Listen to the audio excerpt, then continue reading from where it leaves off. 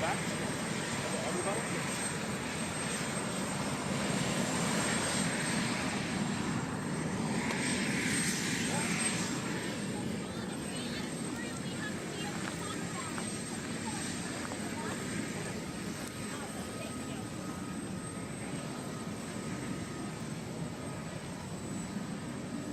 All right, for everyone on this bridge, we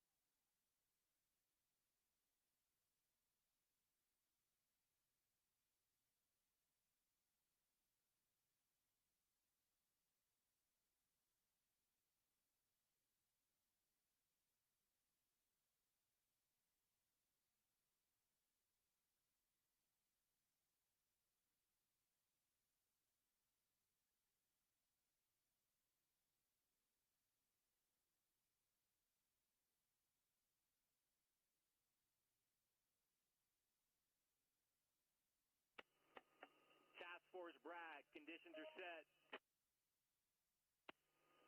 Steel 3-9, move the HIMARS from the hide site into the firing position. Over. This is Steel 3-9, acknowledge, break. Gator 4-0, this is Steel 3-9, fire mission, target number Delta Tango 4547, over. This is Gator 4-0, fire mission.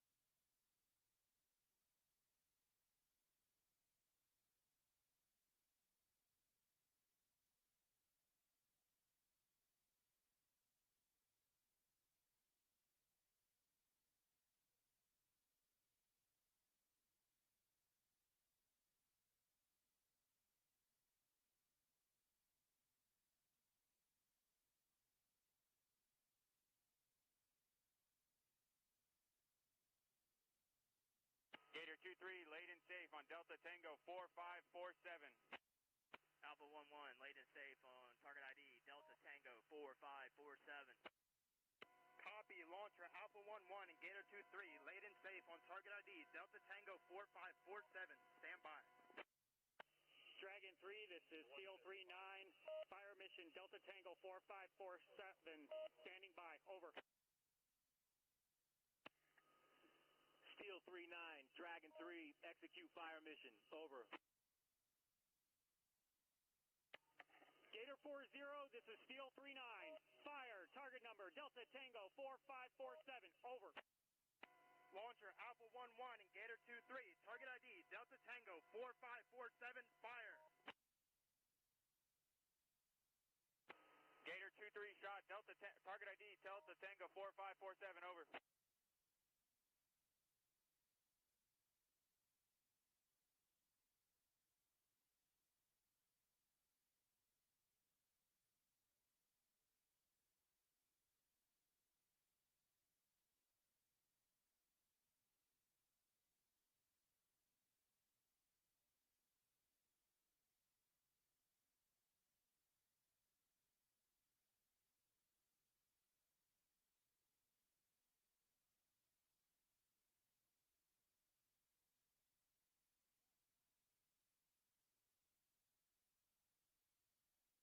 Roger, shot, target ID Delta Tango 4547, stow and go.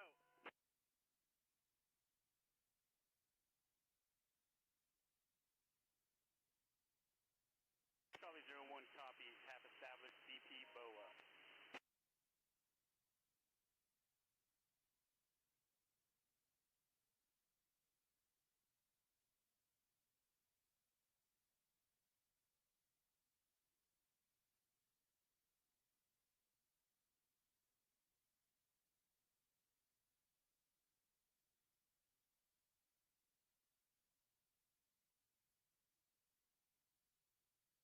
Dragon 3, this is Steel 39. Enemy 88 suppressed, over.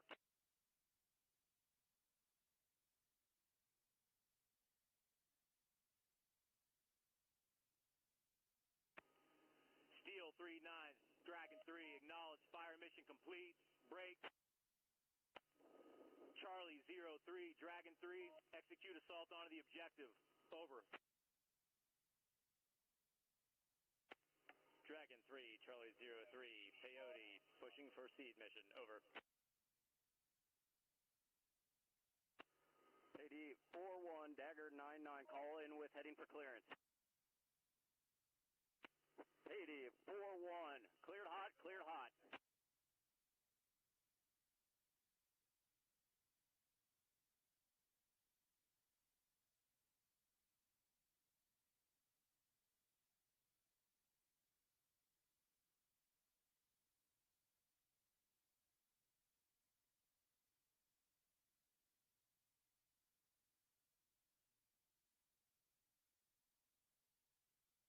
Peyote 42, cleared hot, cleared hot.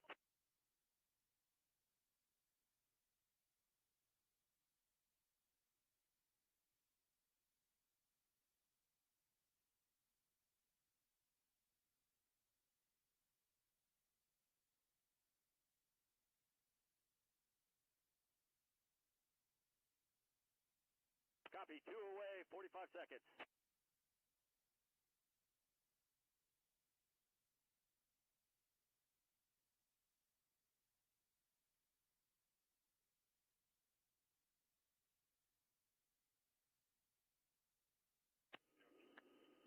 Peyote 42, Dagger 99, copy, 2 away, 20 seconds.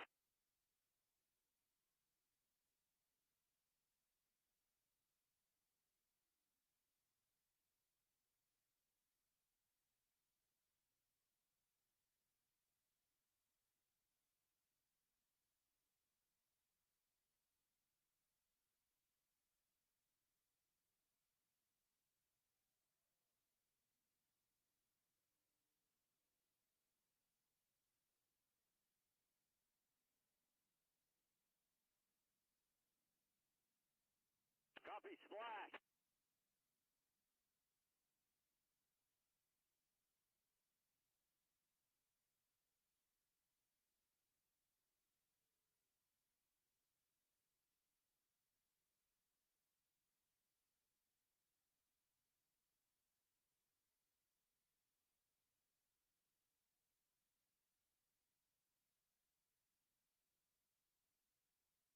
Charlie 51, this is Charlie 01. Execute, execute, execute. Over. Dragon 3, this is Charlie 03, half force inbound, pre-assault fire commencing shortly.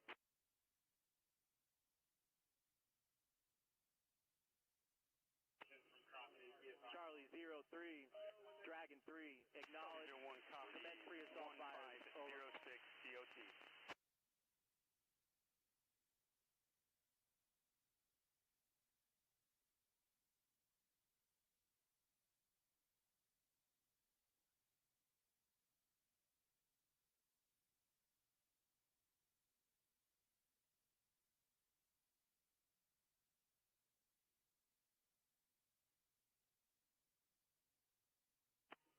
Task Force Bragg, Dragon 3, we are 1 minute till pre-assault fires, over.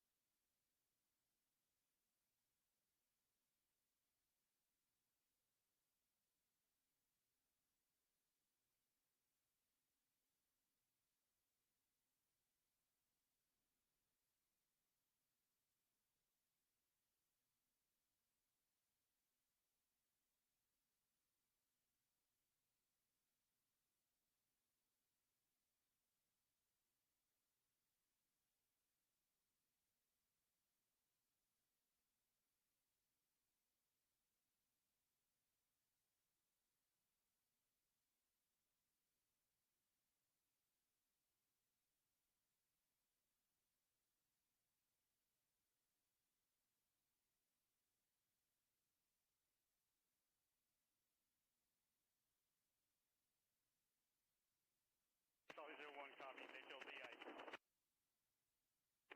Dragon 3, Charlie 03, pre-assault fires complete, HLZ ice, assault force inbound.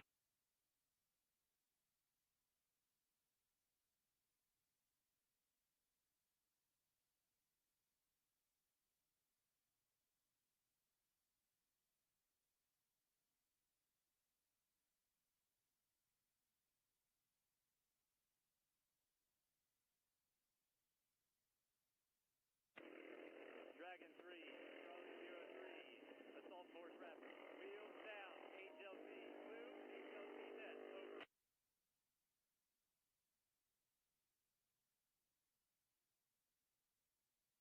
Charlie 01, this is Charlie 02. Go for Charlie 01. Roger, assault force wheels down, time now. Charlie 01 copy, assault force wheels down.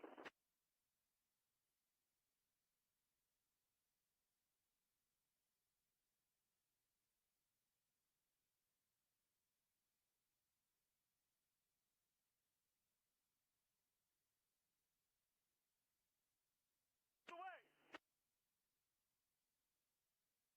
Charlie 01 copy, intel complete, rotors away. Dragon 03, Charlie 03, rotors away.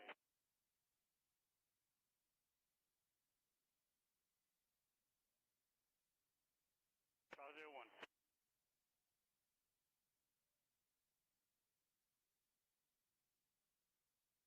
Charlie 01 is Charlie 02. Go for 01. Roger, retreat breach, all target buildings, break. We're cruising contact interior building 101 and 102, how copy? Charlie 01 copies, green breach, all target buildings. Troops in contact, interior 101 and 102. Dragon 3, Charlie 03, green breach, building 101, 102, 103, over. Charlie 01 copies all.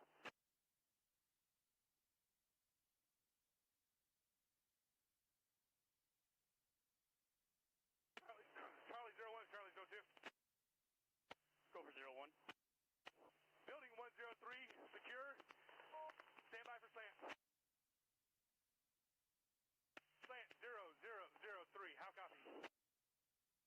Charlie 01 copies, building 103, clear and secure. Slant 0003.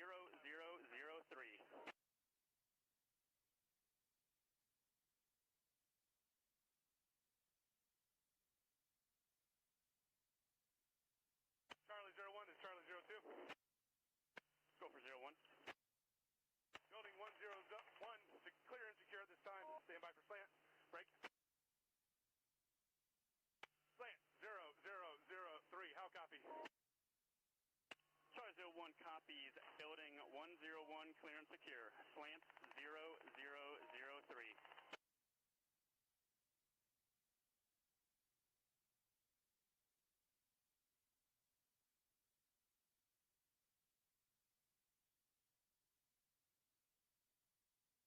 This is 0. Copy all. Monitor and advise if they go dynamic. Charlie 01 is Charlie 02. Go for 01. Roger, building 102, clear and secure at this time. Slant 0003. Break. At this time, objective is secure. We're preparing for post-assault activities. How copy? Charlie 01 copies. All target buildings secure. Total slant 0009. Assault force prepping for post-assault activities. Over. Roger, net call, net call. Pushing 1 cell exterior, building 101 to the south. Charlie 01 copies. Eagles external 101.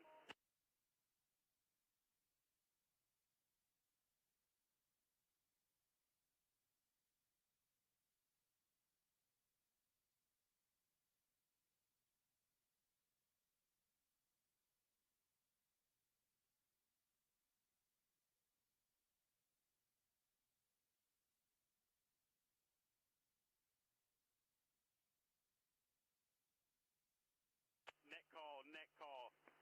Enemy reinforcements approaching 500 meters northeast, pushing DAPs to conduct air to ground. Over. 02 copies all.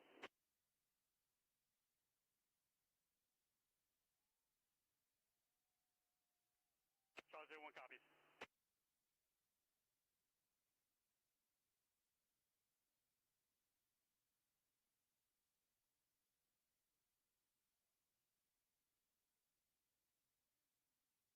This is Charlie 02.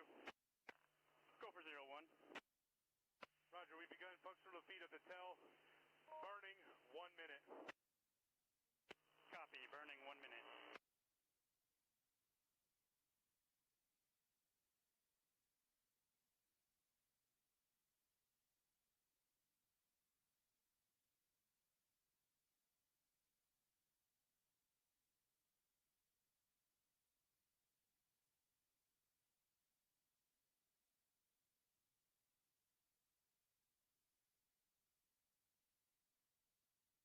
Net call, sniper position, moving to building 101, time now. Charlie 01 copies. Charlie 01, Charlie 02. Go for 01. Roger, burning. Scud has been neutralized, preparing assault force for exfil, time now.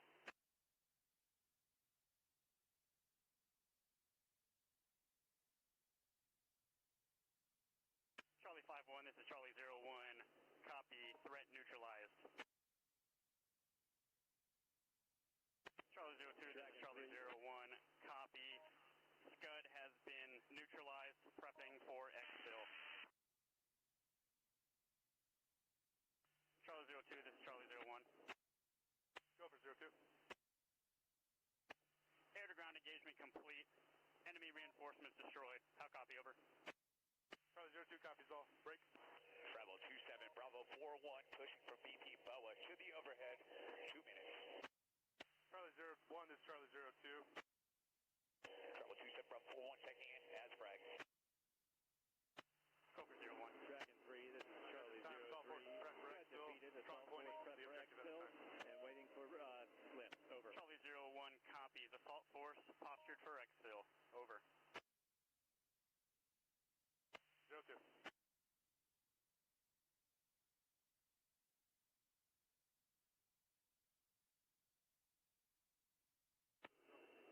Charlie 03, Dragon 3, acknowledge, objective secure.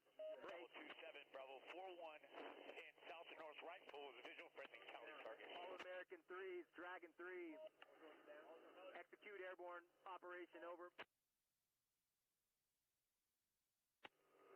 Dragon 3 is All American 3, acknowledge, break. 47's coming on the land. Q Ferry 3, All American 3, execute airborne assault. Over.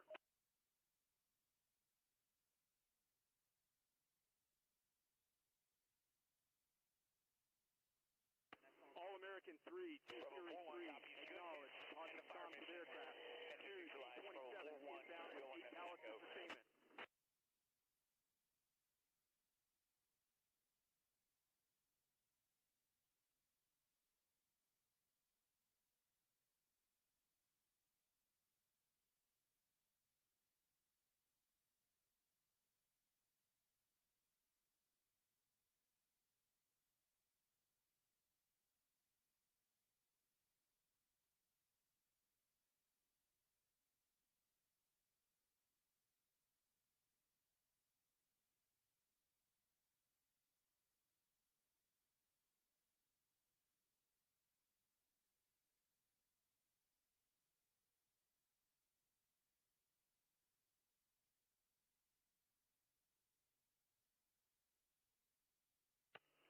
Holland DZ, this is Gecko 01. Need winds and clear to drop. Gecko 01, this is Holland DZSO. Winds 6 knots from the 230. I repeat, 6 knots from the 230. Clear to drop.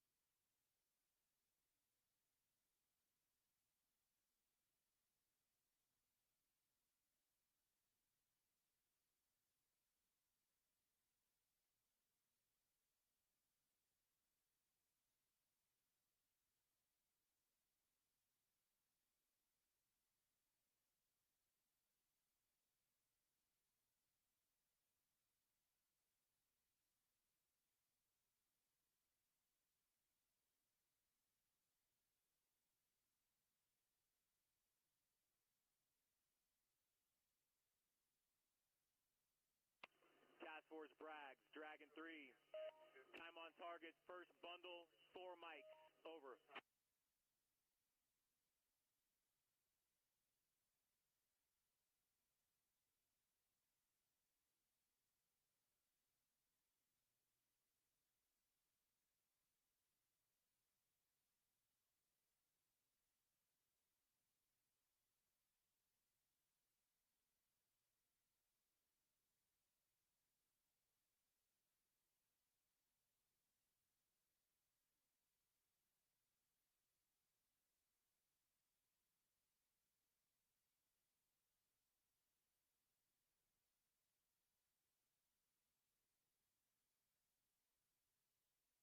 Gecko 01, this is Holland DZSO. Winds 6 knots out of the 230. I repeat, 6 knots out of the 230. Clear to drop.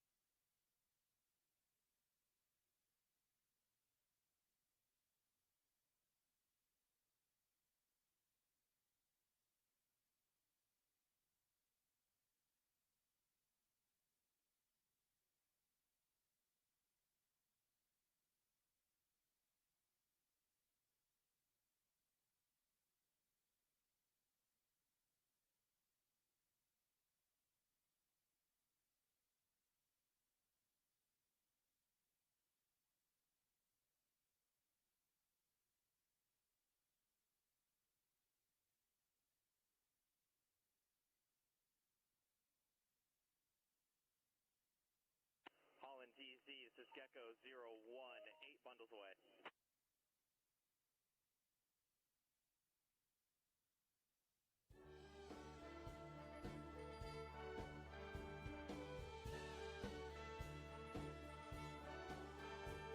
Well, if you ask me where I come from, here's what I tell everyone. I was born by God's dear grace in an extraordinary place. All-American 3, 233, last pallet Stars on ground. and Dropped and cleared for stripes. personnel drop. And the eagle flies. Spindle land on Mount Over. Happiness ain't out of reach. Hard work pays off the way it should. I've seen enough to know we got it good. With the stars and stripes and the eagle flies. Here we go. There's a lady that stands in the harbor of peace. And there's a neighbor, the price that it costs to be free. No, it ain't the only place on earth, but it's the only place that I prefer. Raise my kids my daddy did, to love my wife the same way. Where the stars and stripes and the eagle flies. Yes, there's a lady that stands in the harbor of what we believe. And there's a bell that still echoes the price that it costs to be free. I pledge allegiance to this flag. If that bothers you, well, that's too bad. But if you got proud and you're proud to do, would you do some more like me and you? When the stars and stripes and the eagle fly. Stars and stripes and the eagle fly.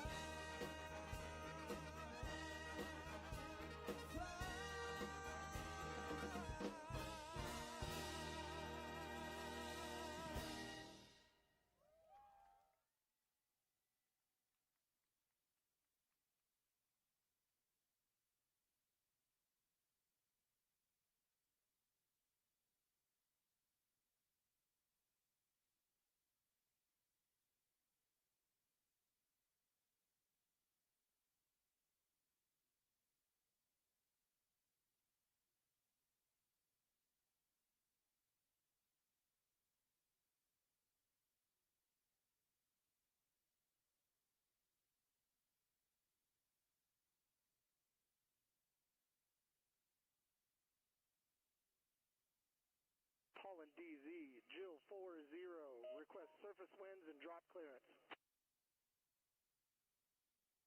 Jill 40, Holland DZ, winds 4 knots out of the 225. I repeat, 4 knots from the 225, clear to drop.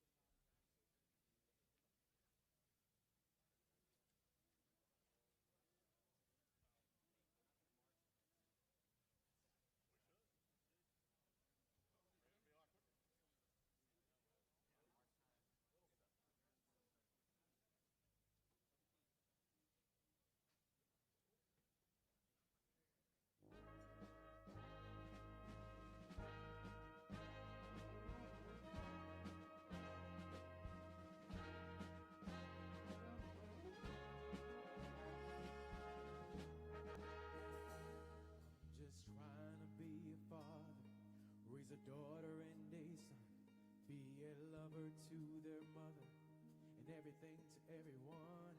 Up and at 'em bright and All-American early. 3, I'm all 203, business in my C-130 suit. personnel drop Yeah, I'm complete, dressed up C-17, for 1 minute success. out.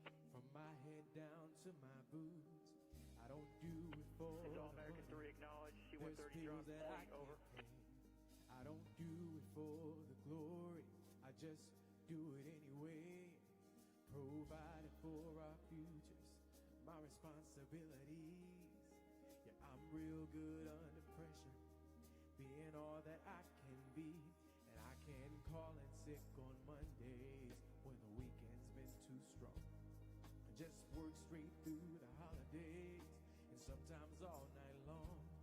You can bet that I stand ready when the wolf growls at the door. Hey, I'm solid, hey, I'm steady, hey, I'm true down to the core. And I will always do my duty, no matter what the price. I've counted up the cost, I know the sacrifice.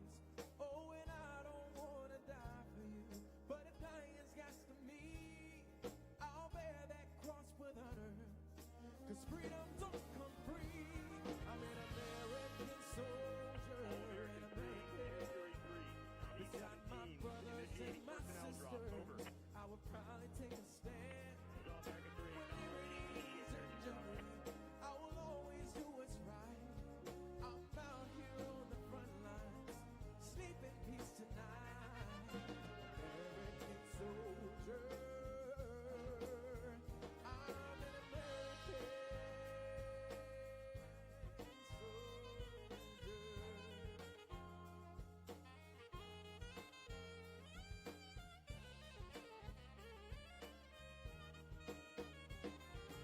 American soldier, an American. Beside my brothers and my sisters, I will probably take a stand. When liberty's in jeopardy, I will always do what's right. I'm out here on the front lines, sleep in peace tonight. American soldier, I'm an American. An American, an American soldier.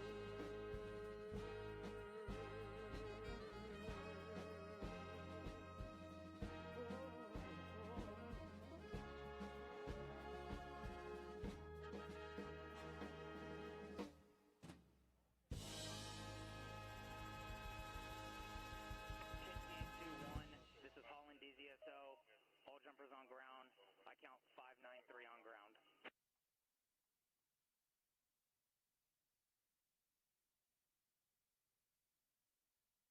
Battalion, last 203, cancel, do not load. Special instructions at my command. Delta Tango 0045, Delta Tango 0047, over.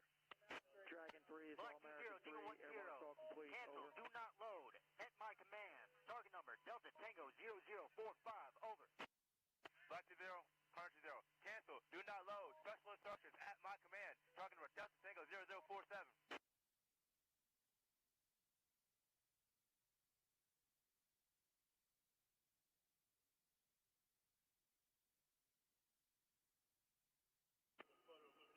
All-American 3, Dragon 3, acknowledge. Airborne assault complete.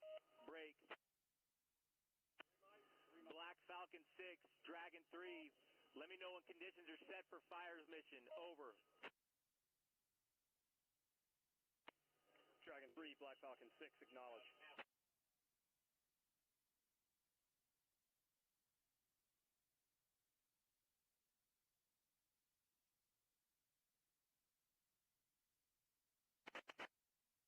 Black 20, D10, ready on target number Delta Tango 0045, over.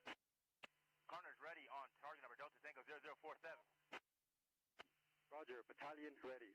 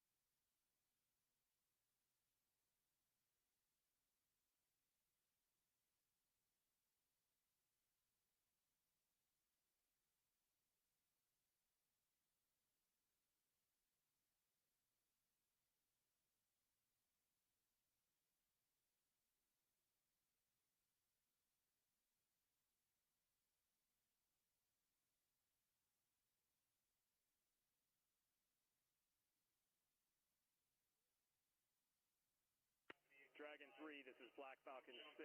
Conditions set for fire mission, over.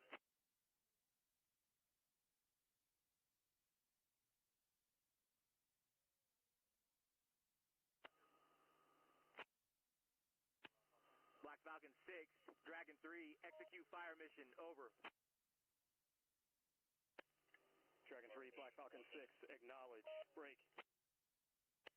Black Falcon 20, this is Black Falcon 6, fire, Series Falcon, special instructions at my command, over. Black Falcon 6, this is Black Falcon 20, fire, Series Falcon, special instructions at my command, out. Black Falcon 6, this is Black Falcon 20, Series Falcon ready, over.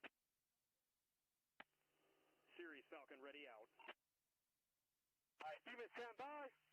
Steven, stand by. Black Falcon 20, this is Black Falcon 6, fire, Series Falcon, over. Steven, fire. Steven, fire. Black Falcon 6, Black Falcon 20, now Shot, Delta fire, Tango Series Falcon. 0045, over. Shot, Black Falcon 6. Shot, Delta Tango 0045. Shot out.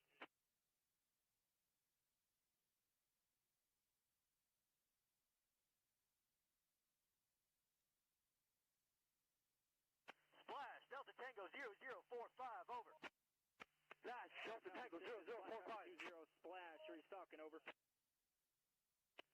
Splash, Series Falcon out.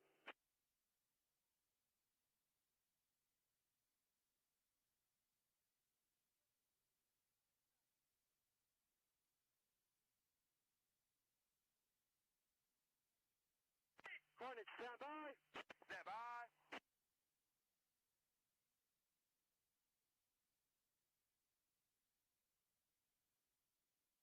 Hornet, fire. Fire. Shot, talking about Delta Tango 00457. Shot, Delta Tango 0047.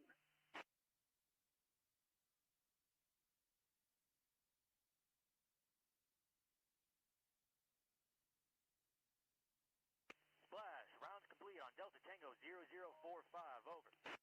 Late splash, talking about Delta Tango 0047. Flash, Delta Tango 0047.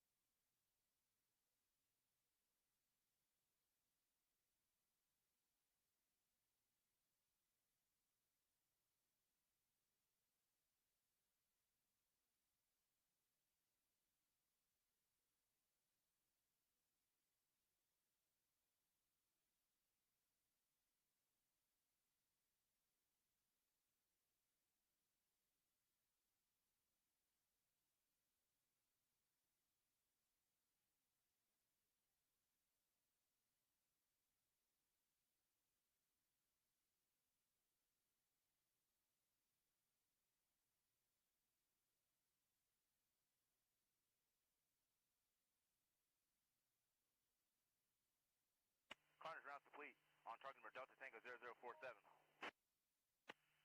Round complete, Delta Tango 0047. Series Falcon, over. Rounds complete, Series Falcon out.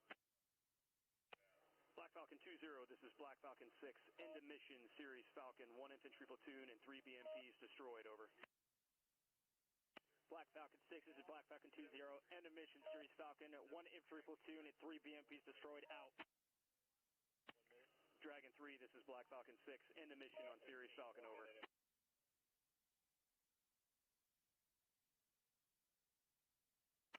Battalion, Jack to 0, end the mission. Delta Tango 0045, Delta Tango 0047. Black Falcon 6, acknowledge. Fires Black mission 20, complete. Demon 10, end of mission on target number Delta Tango Charlie 0045, over. Dragon 3, End mission on target number Delta execute, Tango show force 0047, mission, over.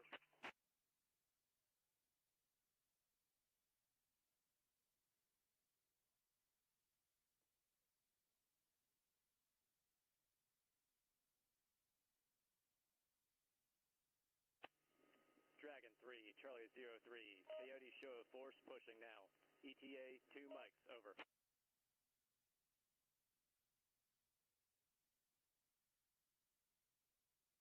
Coyote 41, Dagger 99, you are approved. Show of force, 252 degrees, 3 AGL.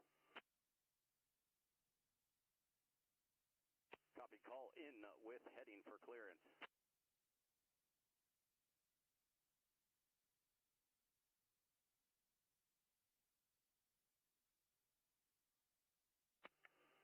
Continue from IP Falcon.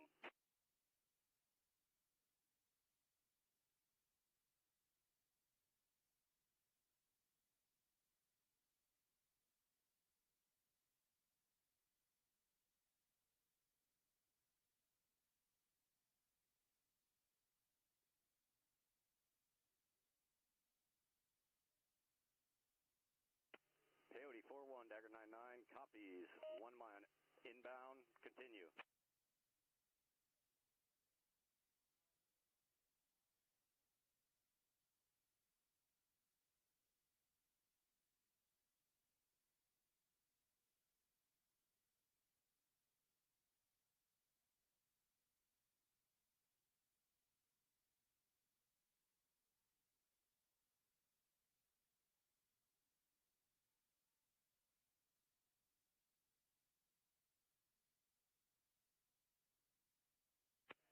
Coyote 41, Dagger 99, visual, good heading, call wings level.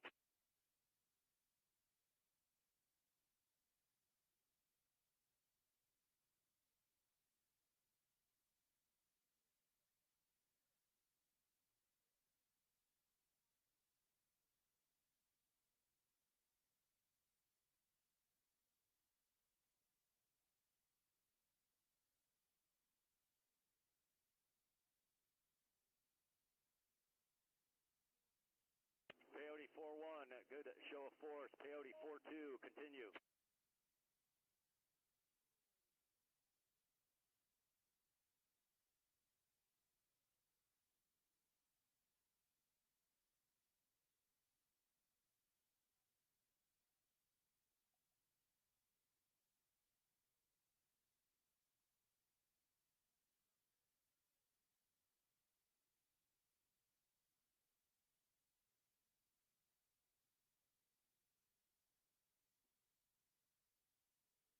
Coyote 42, copy, left pole, clear the airspace.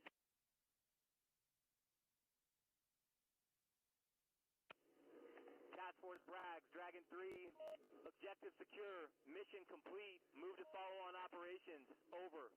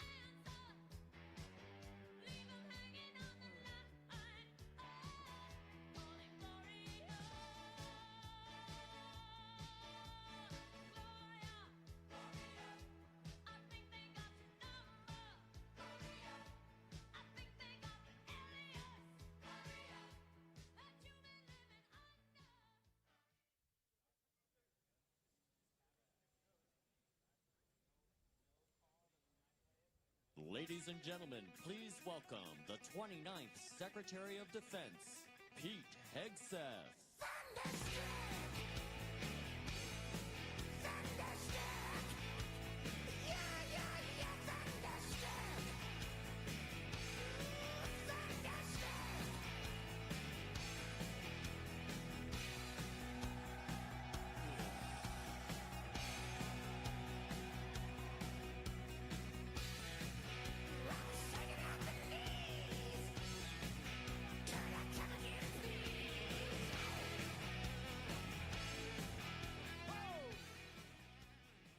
Well, good afternoon, Fort Bragg. It is Fort Bragg, isn't it? Let me tell you, what a privilege it was to be just a few miles away from here, watching a sheer demonstration of military power from the All-Americans.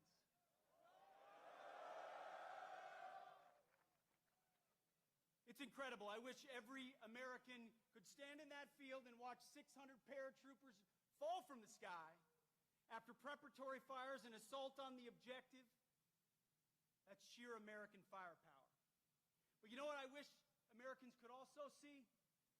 What I get a chance to see every day, what other members of the cabinet get to see every day, which is our Commander-in-Chief, President Donald Trump, putting America first.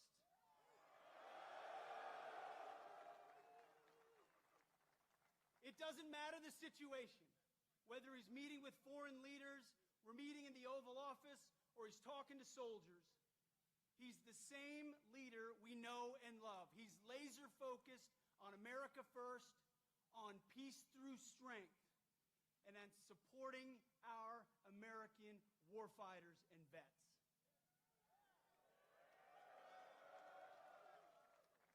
You know exactly where his compass is.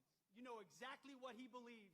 And what I tell troops when we travel across the world, and I've had a chance to meet so many of you fine Americans, what I always say, the message from our Commander-in-Chief is, he has your back.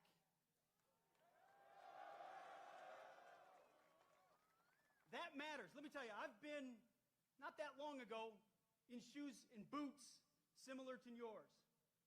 And when I was going on a mission, or I was about to take part in something that was uncertain, involved complications, the fog of war, all I wanted to know was that my company commander, battalion commander, brigade commander, division commander, and my commander-in-chief had my back when I had to do difficult things on behalf of the nation, where politicians in air-conditioned offices don't understand, and they want to second-guess. President Donald J. Trump has your back.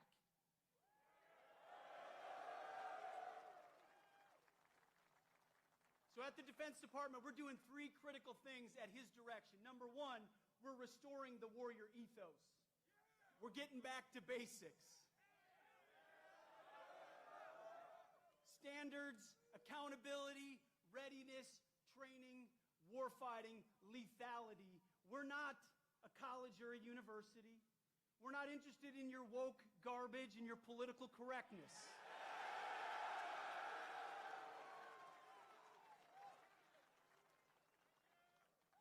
We're warfighters who close with and destroy the enemy on behalf of our nation when we come home to those we love, because we don't fight because we hate what's in front of us.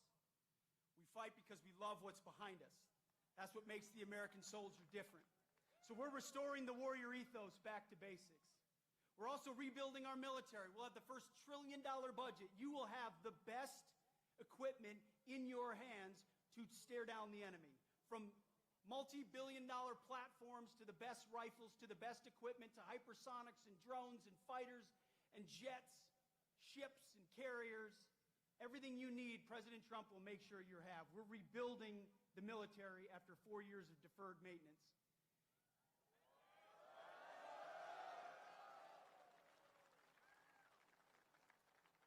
And finally, we're reestablishing deterrence. Our allies know that we stand with them, and our adversaries know what we are capable of doing to them, so that we can maintain peace through strength. President Trump seeks peace. He wants peace. So do I. So do you. For our families, for our kids, and our grandkids. But those who long for peace must prepare for war. And that's something the 82nd Airborne, America's 911, does every single day. So it's an absolute honor to be your 29th Secretary of Defense. You have my pledge that every single day our focus is on you and your mission and having your back. And you're about 1 minute away from hearing from your Commander-in-Chief, President Donald Trump. God bless you and God bless our nation.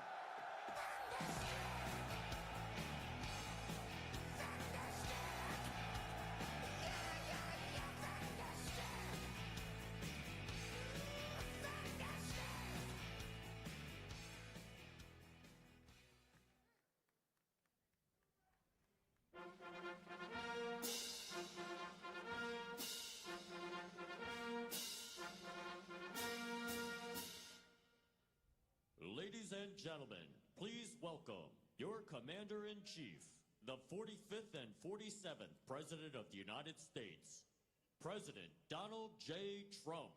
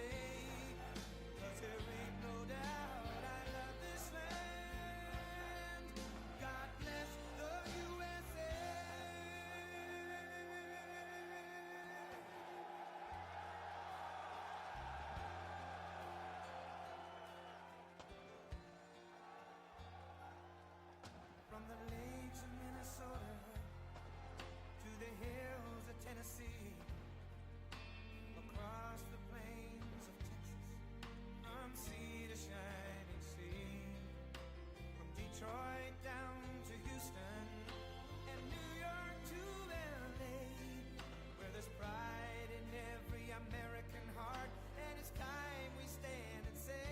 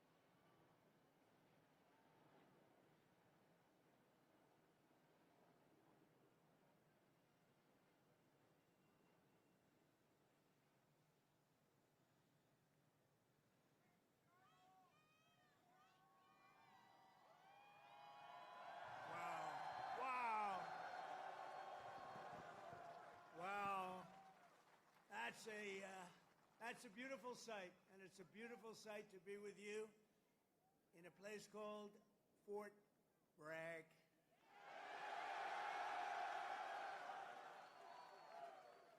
Can you believe they changed that name in the last administration for a little bit? But we'll forget all about that. We're going to forget all about it. I want to just say God bless the U.S. Army and God bless the USA. Great place, great group. I want to thank so many incredible soldiers and paratroopers, pilots, warriors for that awesome display of pure, unrivaled American military might. I just saw something that was crazy. You don't want to mess. I've been saying a long time, we have the best. Nobody even comes close, but they just gave me a display that you might be lucky not to see it because it's a little scary. It was beautiful to watch. Let's hear it for the Army Special Operations and Command and the 82nd Airborne Division and the 18th Airborne Corps. What a show it was and what a show it continues to be. And Saturday is going to be a big day in Washington, D.C. You know, a lot of people said, we don't want to do that. I say, yeah, we do. We want to show off a little bit. You know, recently, other countries celebrated the victory of World War I. France was celebrating, really. They were all celebrating. The only one that doesn't celebrate is the USA, and we're the ones that won the war. Without us, you'd all be speaking German right now. Maybe a little Japanese thrown in. But we won the war. And we don't celebrate, but we're going to celebrate on Saturday, and we're going to celebrate from now on. We're going to celebrate our greatness and our achievements. This week we honor 250 years of valor and glory and triumph by the greatest fighting force ever to walk the face of the earth, the United States Army. For 2.5 centuries, our soldiers have marched into the raging fires of battle and obliterated America's enemies. There's never been anything like it. There's never been a force like this.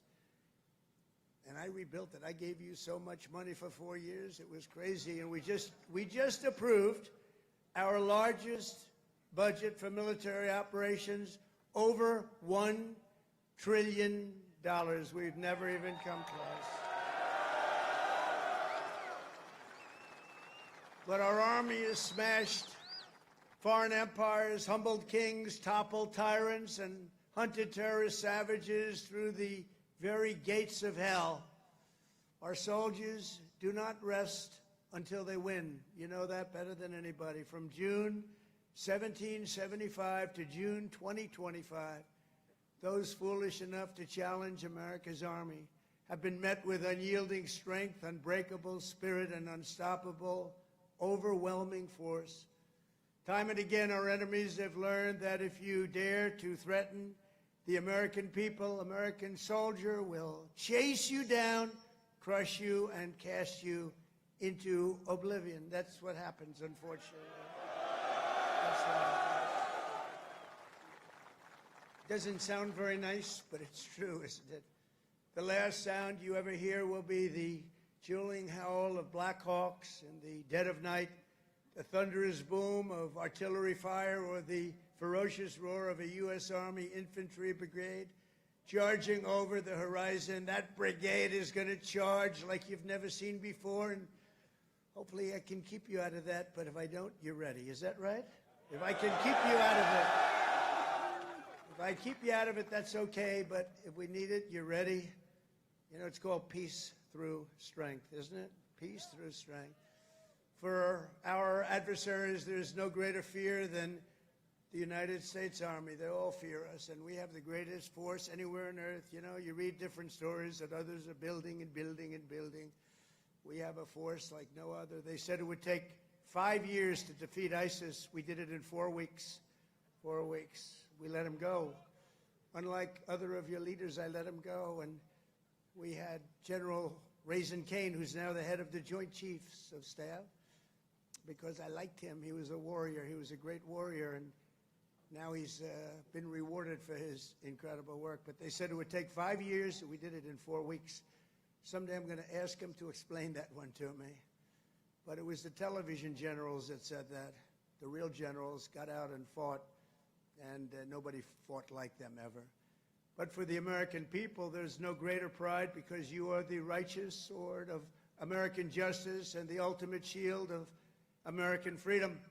This week we remember that we only have a country because we first had an army. The army was first. In fact, the army was even before the country. You know that, right? 1 year before the country. After 250 years, we still proudly declare that we are free because you are strong. You are so strong. We're safe because you are brave, and America's flag will never fall because America's army will never, ever fail. Never going to fail. Every branch of the armed forces has played a critical role in protecting our nation, but no one has done more fighting, bleeding, and winning than the U.S. Army. Nobody's done that. The Army has earned more combat medals and more battle ribbons than any other service, and 70% of all of the medals of honor. We give away medals of honor all the time at the White House to incredibly brave people, but you have 70% of them, Army soldiers, and especially our Army paratroopers, truly go all the way. You know that expression, all the way. It's one of your beautiful expressions. As President of the United States, let me express my undying gratitude to our nation for every soldier here today, for every veteran and their families, those incredible families that are with us and all across America, and for every patriot who has worn the uniform over 250 years. Can you imagine that? We thank you from the absolute bottom of our hearts. Few places loom larger in Army lore than where we are gathered today. The one and only Fort Bragg. The one and only Fort Bragg.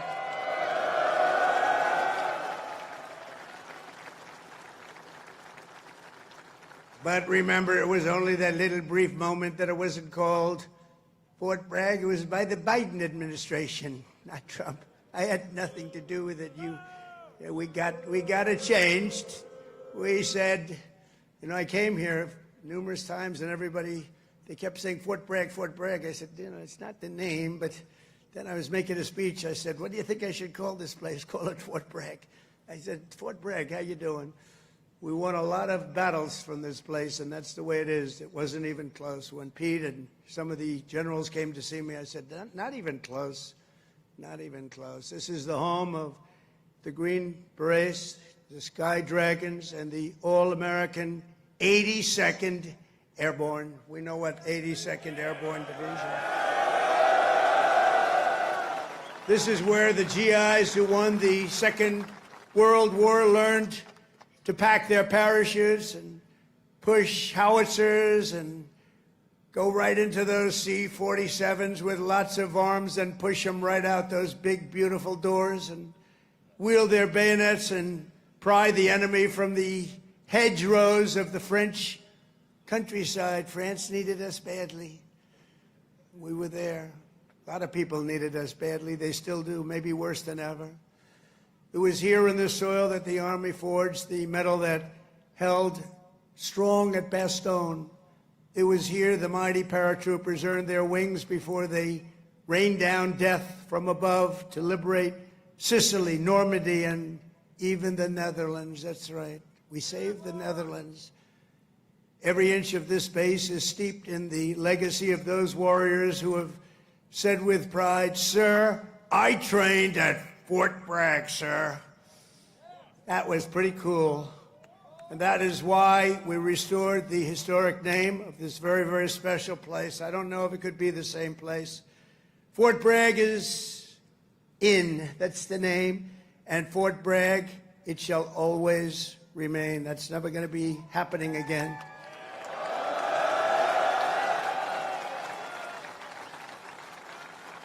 And for a little news for the fake news back there, the fake news. Ladies and gentlemen, look at them. Look at them all. Oh, what I have to put up with. Fake news. What I have to put up with. But they're all right. They've been very nice today. They were impressed with that display, I can tell you that. I think it took them a little by surprise. But for a little breaking news, we are also going to be restoring the names to Fort Pickett, Fort Hood, Fort Gordon, Fort Rucker, Fort Polk, Fort A.P. Hill, and Fort Robert E. Lee. We won a lot of battles out of those forts. It's no time to change. And I'm superstitious. You know, I like to keep it going, right? I'm very superstitious. We want to keep it going. So that's a big story. We just announced that today to you for the first time. They said, why didn't you wait till Saturday? I said, I can't wait. I got to talk to my friends here today. This is a record crowd. You know, you never had a crowd this big. That's an honor. You think this crowd would have showed up for Biden? I don't think so. I don't think so. I don't think so. Maybe I'm wrong. Maybe I'm wrong. I want to thank so many great leaders here today, including Secretary of Defense Pete Hegseth, who's been great. By the way, Pete, thank you. Great. And he went through the wars, you know? Pete went through the wars. He had to get through a very hostile group of people that I think really don't want to see America be great again, maybe, or something, but he persevered, and he got there, and he's doing a fantastic job. Great job, Pete. Thank you very much. Secretary of Veterans Affairs, Doug Collins, a fantastic man. Thank you, Doug. You're doing a great job. Doing a great, great job. Way, way up from the last administration, Veterans Administration. It's way up. You saw the recent poll. The people are happy. They weren't happy a couple of years ago. They were really happy 5 years ago. But it went downhill from there. We did so much. We got you medical. If you had to wait, if you had to delay at all, you go out to see a private doctor. We pay the bill. You take care of it. You don't wait for 6 months and end up getting very sick on something that could have been done with a little shot or a pill. We did that. Then they wanted to drop that. I said, we're not dropping it. But, Doug, I'm proud of you. I just heard some great things. Thank you very much. The Secretary of the Army, a really brilliant young guy, went to Yale. Can't have everything. Top student. Dan Driscoll, thank you. Thank you, Dan.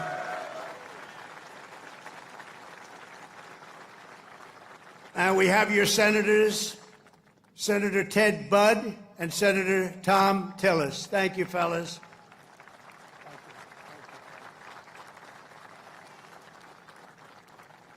Congressman Richard Hudson, Pat Harrigan, where's Pat? Pat? Good, Pat, you're doing great. You guys are amazing. And we have the big brass, General Andrew Pappas. General, thank you. Thank you, General. Doing a great job. General John Braja.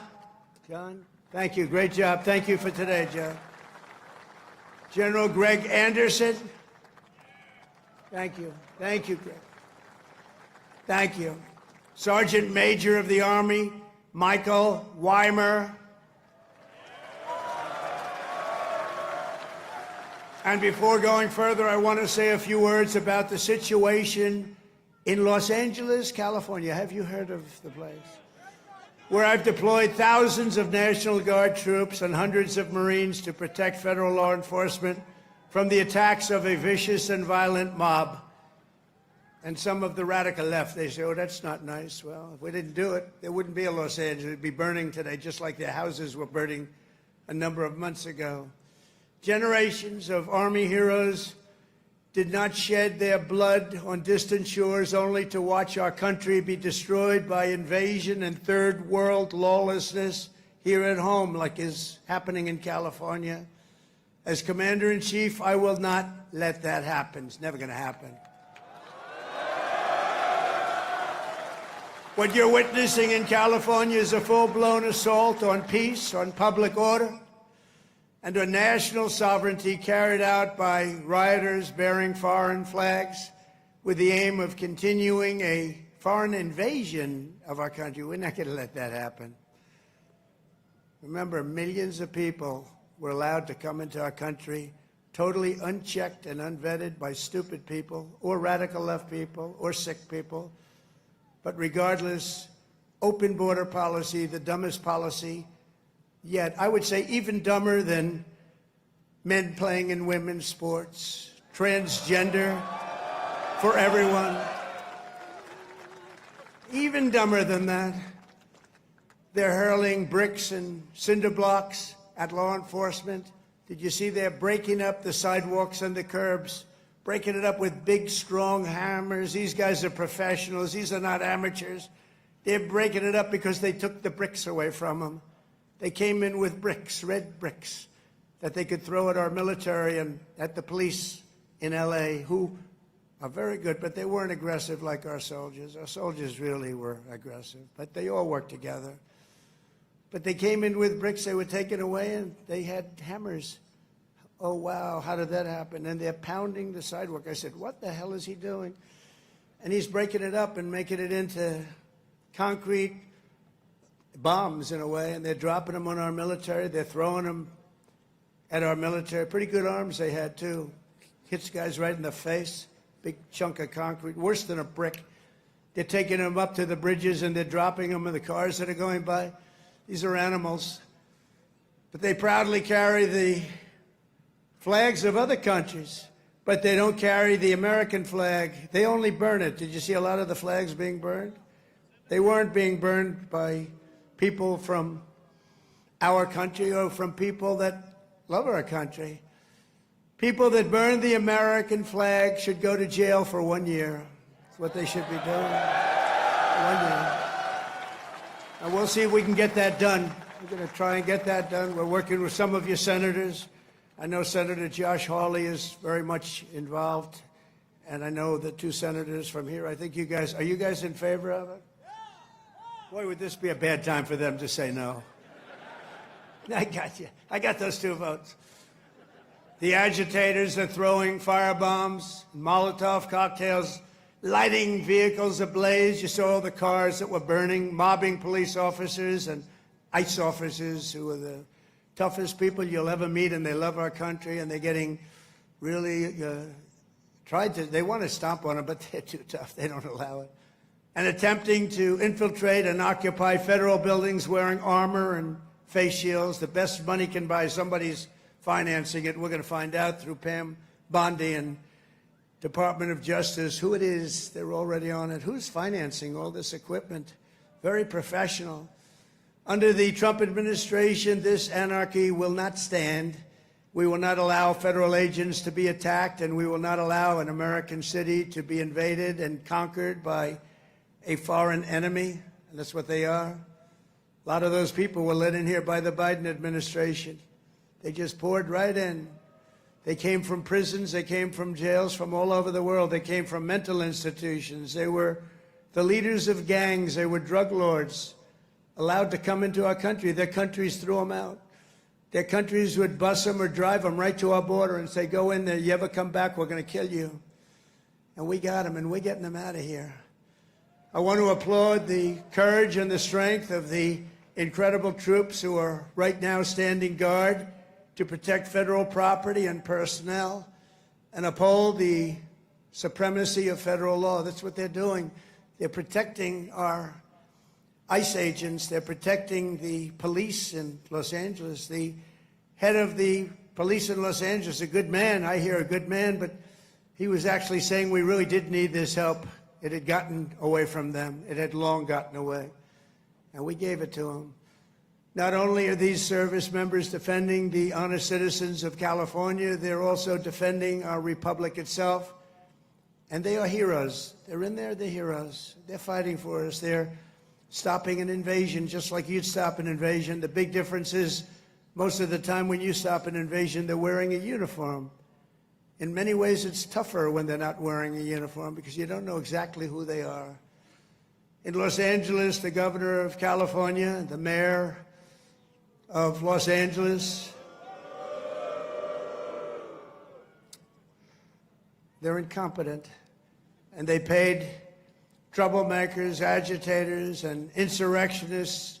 They're engaged in this willful attempt to nullify federal law and aid the occupation of the city by criminal invaders. That's what it is. They're invaders, no different. Their position is that the rioting will not stop unless ICE withdraws from Los Angeles and ceases the enforcement of federal immigration law. In other words, they came in here illegally. Many of them came out of prisons and jails, the most heinous people. They came from all over the world. They came from the Congo in Africa. They came from Asia. They came from the prisons of these places.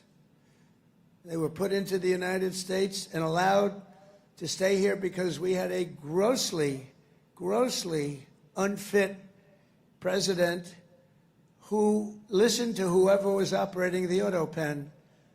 And they allowed these people to stay. And by the way, I've known this guy for a long time. He was never the sharpest bulb. But you know what he was? He wasn't a radical left lunatic. He never dreamt about open borders. He never said that when he was of sound mind, which actually was a very long time ago. So sad what they've done to our country. I will say that without question, however, you're seeing the financial numbers. We've now got the hottest country anywhere in the world. And 6 months ago, it was the coldest country. We're being laughed at all over the world. I was in Saudi Arabia, Qatar, UAE. We brought back $5.1 trillion into our country. And all three leaders, they're great leaders, all three said, you know, you are presiding over the hottest country anywhere in the world. And they said the exact same thing. They said 6 months ago, it was the coldest country. I'll tell you, it changed on a date. You know what November 5th was? It was the election of a president that loves you. And that's when it all changed. That's when it all changed. Within the span of a few decades, Los Angeles has gone from being one of the cleanest, safest, and most beautiful cities on earth to being a trash heap with entire neighborhoods under the control of transnational gangs and criminal networks. It's horrible what's happened so quickly. As the entire world can now see, uncontrolled migration leads to chaos, dysfunction, and disorder. And you know what? They have it in Europe, too. It's happening in many of the countries of Europe. They don't like it when I say it, but I'll say it loudly and clearly. They better do something before it's too late. Very simply, we will liberate Los Angeles and make it free, clean, and safe again. It's happening very quickly. The one big, beautiful bill, you've heard about it. We call it the one big, I was on one of the television shows, I think Deface the Nation. Ladies and gentlemen, Deface the Nation. It's actually called Face the Nation for those of you that are smart enough not to know, because you're better off not knowing. But I was on one of the shows, and I said, we got to get a great bill. They said, would you like it to be one bill, or would you like it to be 7 or 8 bills? They said, I want one big, beautiful bill. And the Republican Party liked that statement. They call it one big, beautiful bill. So that's good. And that's what it is. It's great.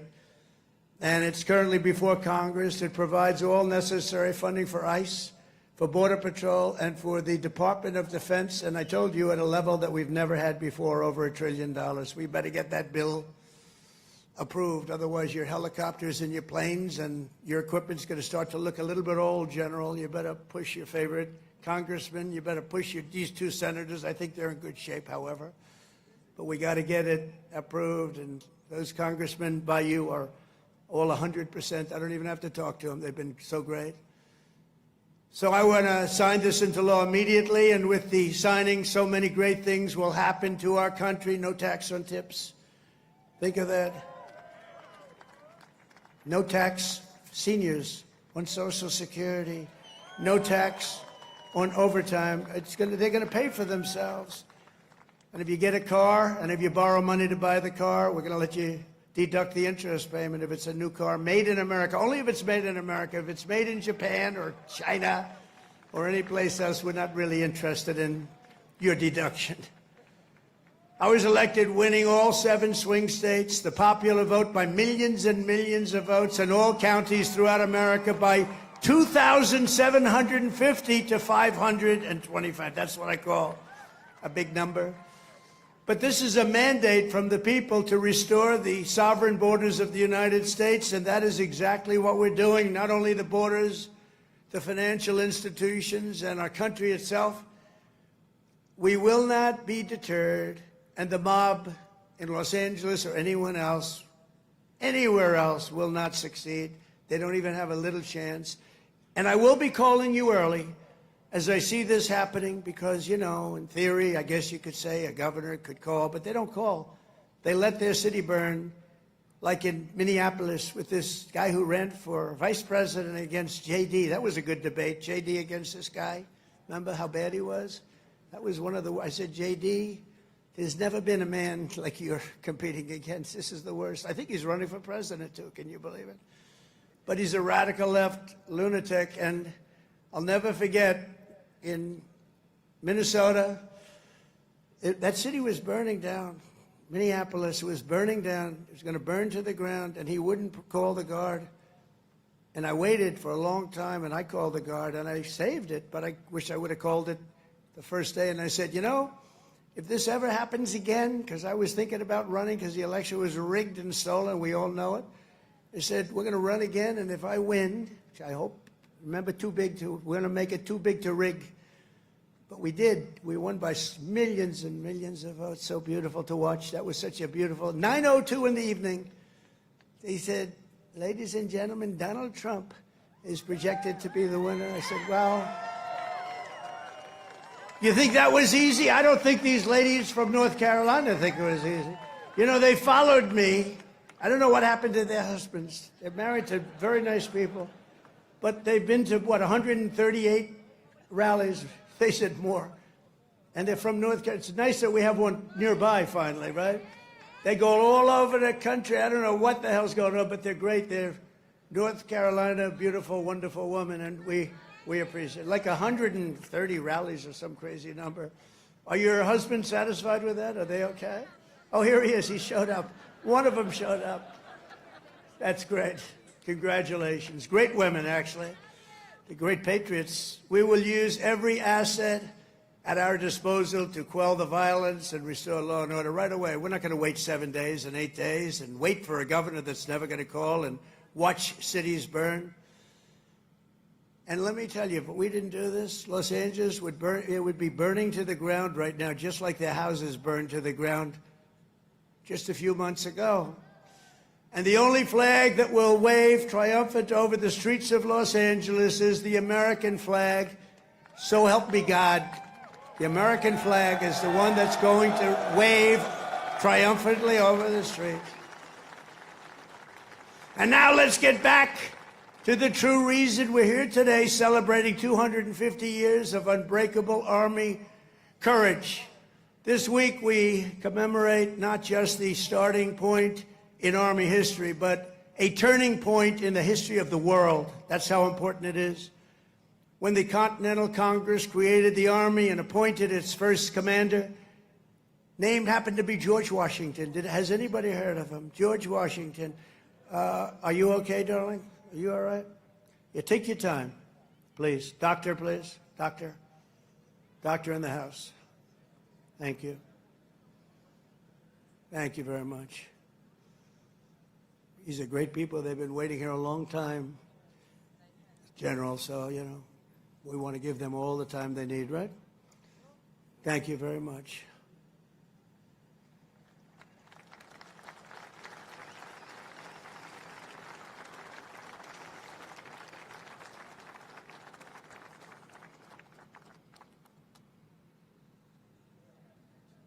Greatest people in the world. They're amazing.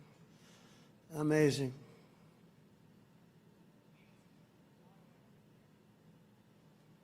Oh, good. Thank you very much. Thank you.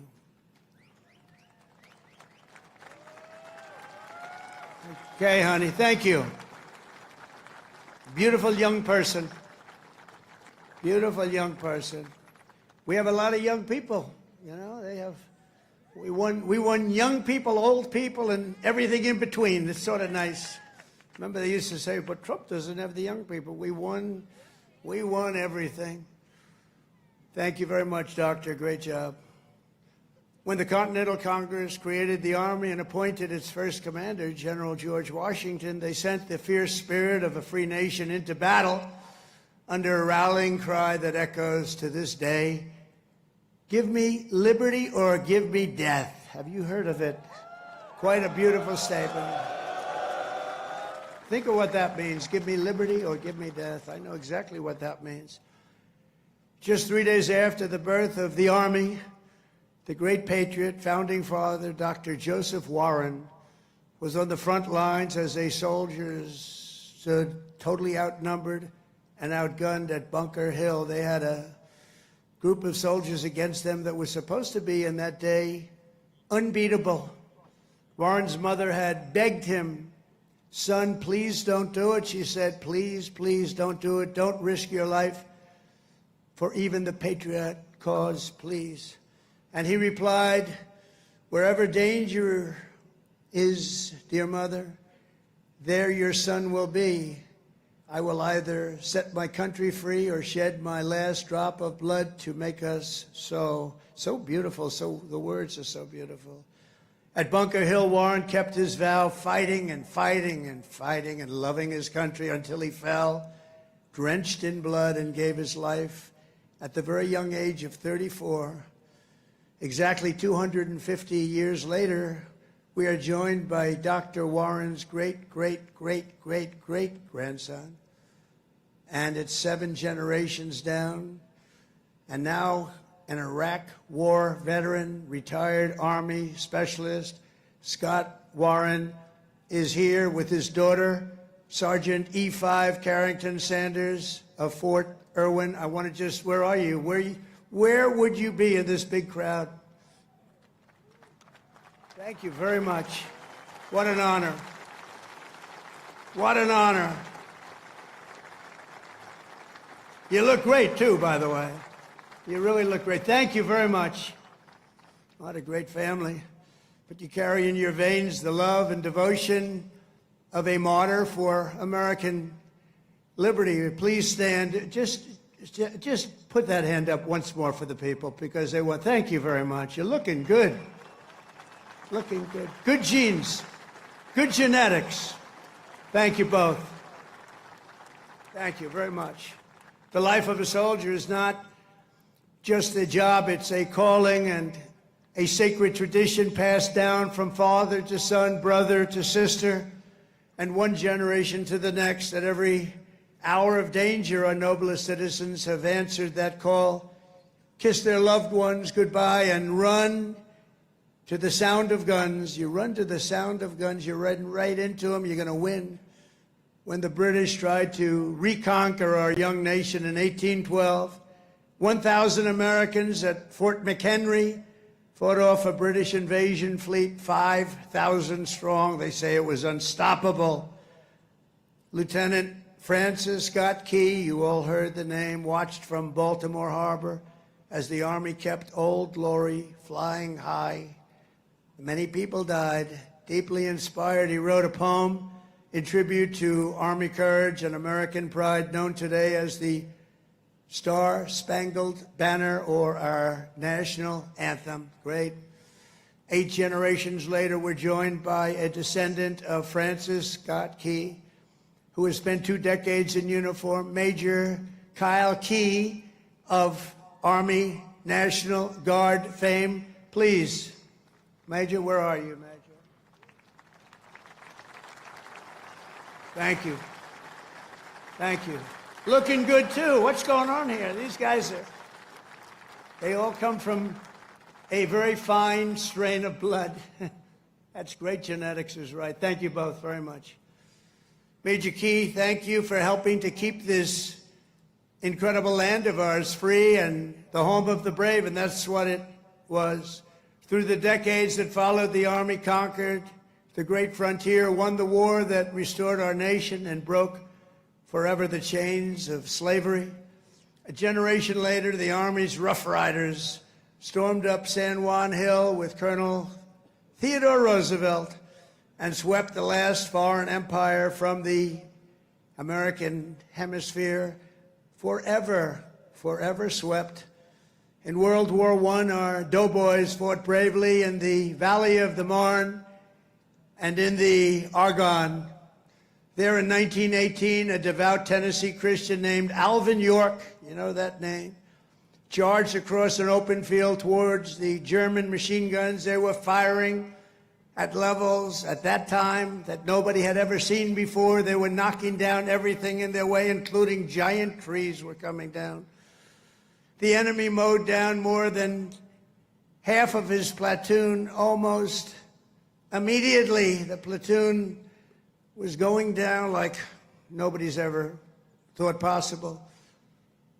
But York pressed on into the jaws of death. He slayed German after German and returned with 132 prisoners from behind the enemy lines. And he had the option of killing them, and he didn't want to do that. And that's okay, isn't it, right?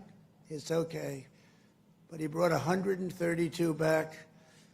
And his actions and the actions of that great day, that crazy but great day, Sergeant York earned the Congressional Medal of Honor and became one of the most famed and decorated heroes of the First World War. Very famous, actually, because of the movie that was made. And we're joined today by Sergeant York's grandson, Army Colonel Gerald York. Gerald? Thank you. Thank you, Gerald. Thank you very much. It's a great honor to have you. Thank you, Gerald. At his grandfather's funeral in 1964, Gerald was told by the command sergeant major of Fort Bragg that it was about time he joined the Army. And he volunteered for combat in Vietnam and gave the Army 31 of his best years. No, I think your best years are right now. You look very good. Your best years are right now. Keep it going. But Colonel York, we salute you. We salute your family and the fame and the bravery of your family. Thank you very much. Appreciate you being here. And in World War II, the Army once again came to the free world's rescue. Among the millions and millions who volunteered was Henry Armstrong. He enlisted 6 months before his high school graduation and did basic training right here at Fort Bragg. By the next year, he was in Normandy. He fought his way across France as part of Patton's Third Army, crossed the Rhine into the heart of Germany, and helped liberate a Nazi concentration camp. He was a brave person. Command Sergeant Major Henry Armstrong is here with us today. He's 100 years old, a veteran of numerous World War II battles, and 41 years in the Army.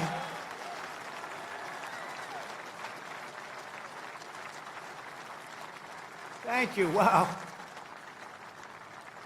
These are great, amazing people. Thank you very much. Great. Thank you very much.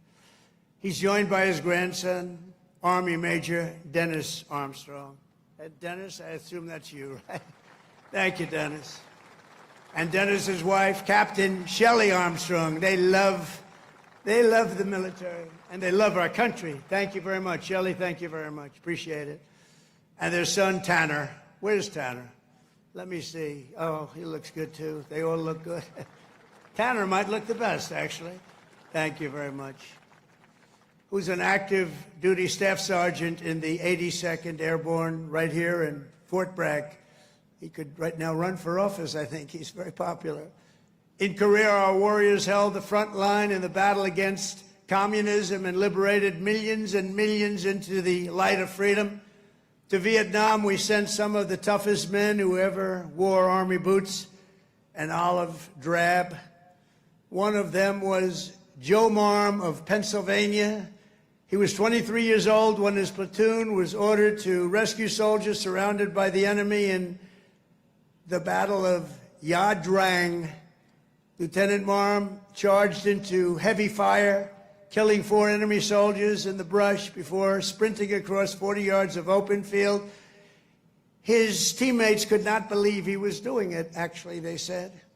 He then tossed a grenade that killed 8 Viet Cong gunners, plunged into the trenches and killed still more before being shot in the jaw, badly in the jaw. He successfully cleared the way for his men to save their stranded comrades and, frankly, for his men to save their own lives. He was unbelievable.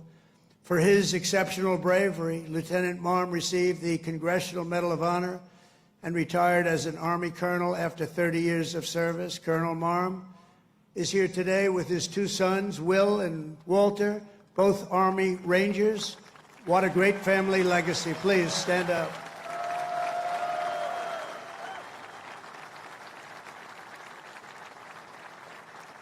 How's your jaw feeling? All right? The jaw? It's all right? Looks pretty good. I wish mine looked that good. It's very good. Thank you very much. Great family. Appreciate it. Real heroes.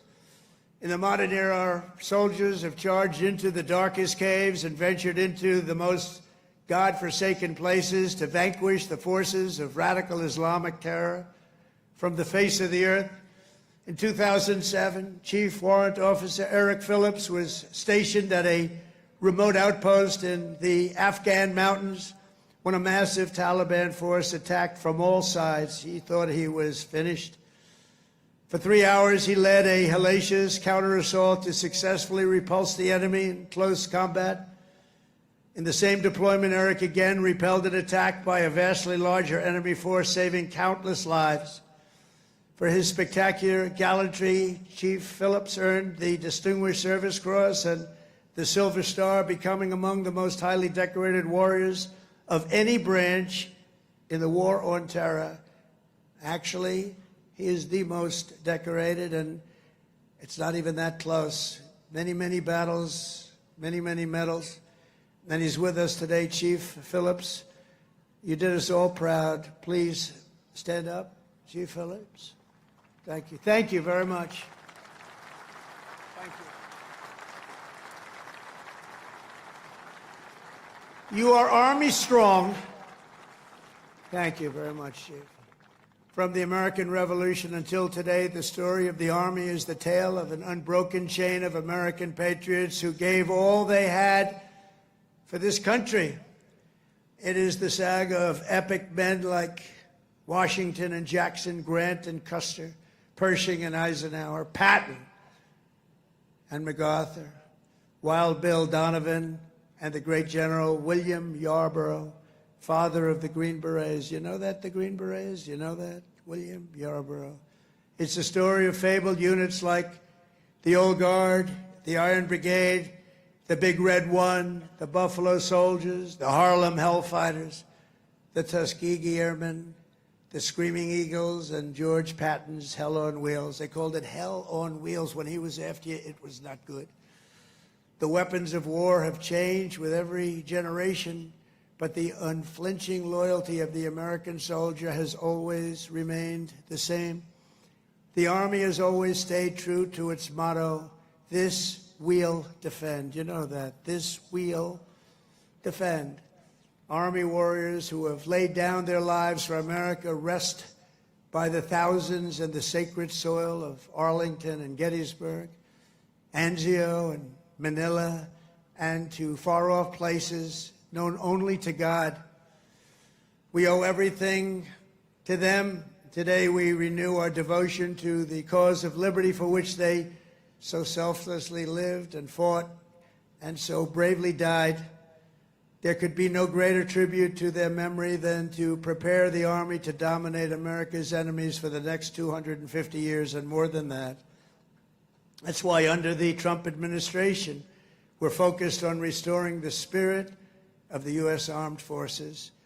No soldier ever volunteered for the Army to be lectured about transgender diversity or inclusion. You don't want to hear that. Transgender for everybody. We don't do that. America's patriots joined the Army to kick down doors, storm beaches, kill terrorists, and win America's wars. That's what we want. And that's what you want.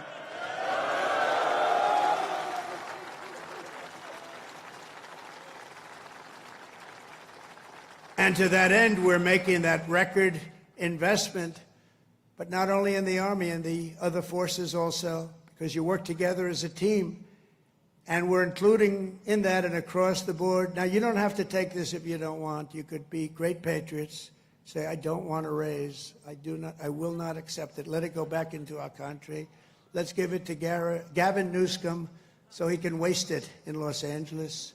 No, we don't want to do that, but we're giving you across the board raise for every single service member in the U.S. Armed Forces. We're giving you across the board, and you deserve it. You know, we spend so much money on things that we shouldn't be spending it on. But I think those days are stopping, Mr. Senators and Congressmen that are with us. As part of our one big, beautiful bill, we are also investing over $1 billion to update your on-base housing. And we're building a state-of-the-art missile defense shield to protect our homeland. And it's called the Golden Dome. It's going to be all made in America. We've done it for others. We're now doing it, about time, right? We're doing it for ourselves. After years of recruiting shortfalls, this is, to me, maybe the most exciting things. We're setting the strongest peacetime recruiting records ever. Just think of this. 6 months ago, we couldn't recruit anybody to join the military. Nobody wanted to join. That was 6 months ago. And then we had the election of November 5th. And now we have the strongest recruiting numbers in the history of our country. Can you imagine that? Can you imagine that? We've already surpassed our recruiting targets for 2025, and we're not done yet. And I'll tell you, it doesn't make you feel good when you had to hear 6, 7 months ago that nobody wants to join the Army, they don't want to join our military. Frankly, they didn't want to join our police, our firemen. They lost confidence, they lost faith in our country. And just a short number of months later, we're setting all-time records. In fact, your job might be in jeopardy. Somebody else may come in and take it. That was bad. We'll get you out of here. You have to be good. We're getting the best people that you've ever seen. We're getting people that I don't think we've ever seen anything like it. Great people are coming in. Doesn't it make you feel good, though? You have something and you're doing something and other people want to join you. Isn't that a great feeling? And wasn't it a lousy feeling just a short time ago when they announced, you know, you're a soldier and you're proud of your country and you're proud of the Army in your case, and you're reading stories about nobody wants to come in and join the military, right? Isn't that lousy? Even the ladies from North Carolina were not happy with that. But then we had a great election. It was amazing. Too big to rig. We had a great election, and all of a sudden, the people are pouring in, and we have incredible people like Pete and the others that are here, Dan. I think they made a big difference. I really do. So thank you very much. All of you guys, I think you've really made a big difference. The Army will soon be stronger, bigger, and better than ever before. And every new soldier that joins our ranks will kindle the same fighting spirit exemplified by the likes of Sergeant Major Jim Schmidt, who's no longer with us. At 15 years old, after lying about his age, because he wanted to get in so badly, Jim trained at Fort Bragg to fight in World War II. When Jim's middle school wrote to ask if he would attend his 8th grade graduation, he wrote back, "That will be impossible, as I'm rather busy now. I'm in the hinterlands hunting down Germans," and I have to say this, and Italians. I know there are a couple of Germans and Italians here. As a paratrooper, he made the famous drops at Sicily and Salerno while still a young boy, too young to be in. The Army kicked him out. They found out about it. They kicked him out. They discovered he was way underage. They said, "Jim, you got to get out of here. You're a hell of a soldier, but you got to get out." But that didn't stop Jim. He enlisted in the Navy. But the moment he turned 18, he came right back and he joined the 82nd Airborne. How about that? He went on to fight at the Chosin Reservoir in Korea, rough place. Saw combat in Vietnam and ended his career right back at Fort Bragg, having earned 2 Silver Stars, 3 Bronze Stars, and 2 Purple Hearts. With us today is Jim's widow, Peggy, and their beloved grandson, Army Specialist Christian Forbes, who is currently deployed at our southern border defending our country from an invasion, whether we like it or not. It's an invasion, but I don't know if you've heard, the invasion was 99.9% stopped. Did you hear that? 99? Could even be more right. 99.999% stopped. That invasion is stopped. So I think he's in good shape. Specialist Forbes, I want to thank you for defending America.